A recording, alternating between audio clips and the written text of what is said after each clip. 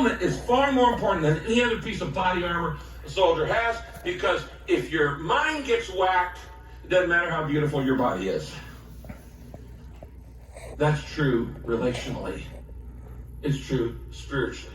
It's true emotionally. When your mind is whacked, I mean, you may be on the most beautiful, healthy diet, probiotic, paleo, vegan, superfood, I mean, you don't put anything impure in your body, but you're allowing impure thoughts in your mind all the time through television, movies, books, news, stuff like that. You ought to worry more about mind pollution than body pollution. Because if your mind's out of whack and you're living it based on truth, then nothing else is going to work.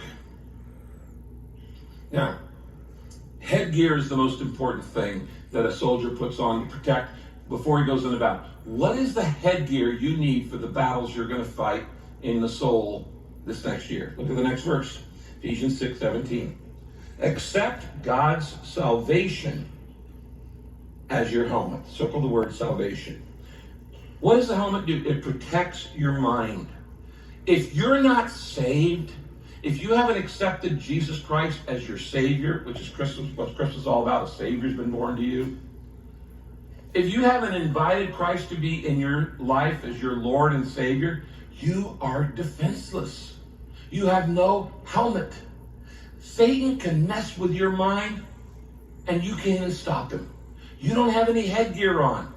He can throw the most vile thoughts in your mind. He can cause you to be suicidal. He can cause you to be depressed. He can say you're not worth it. And you're helpless. He can control your mind and whip you back and forth because you don't have your headgear on. The headgear for spiritual battle is salvation.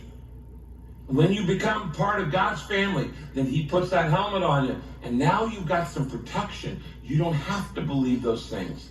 You don't have to be controlled by those thoughts. But otherwise, you're defenseless.